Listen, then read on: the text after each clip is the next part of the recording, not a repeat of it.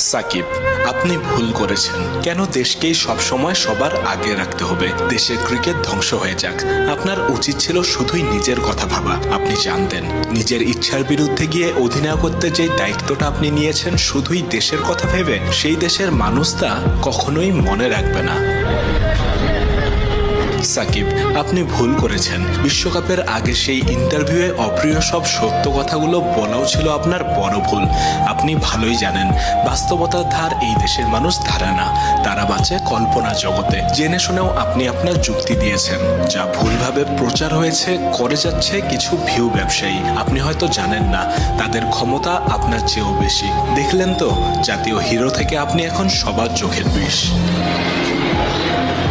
সাকিব, আপনি ভুল করেছেন। বিশ্বকাপ চলাকালীন অনুশীলন করতে ছুটে এসেছেন ঢাকায়। আপনি কি পাগল? দেশের জন্য নিজের সেরা ক্রিকেটটা খেলার আপনার ধারণা যে এই জাতি কখনোই বুঝবে না? জানতেন না? আপনি জানতেন সাকিব, তবুও এসেছেন কারণ দেশকেই সবকিছুর উপরে রেখেছেন। আপনি আবারও একই ভুল করেছেন সাকিব আল হাসান।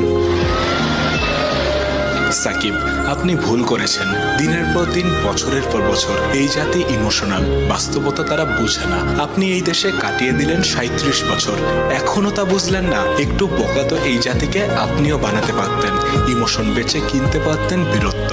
আপনি ভুল করেছেন সাকিব। নিজের পারফরমেন্স দিয়ে জেতার চেষ্টা করেছেন বাংলার মন, কথা দিয়ে পারেননি। আপনার সকল কীর্তিকে ভুলিয়ে দেয়া হয়েছে। সাকিব মানেই এখন শোরুম উদ্বোধন, ভুয়া ভুয়া ধ্বনি। আপনার কানে পৌঁছেছে কিনা, অনেকেই তো আপনাকে আর জাতীয় দলেই দেখতে চায় না। সাকিব, আপনি ভুল করেছেন। ভুল দেশে জন্মেছেন, খেলে যাচ্ছেন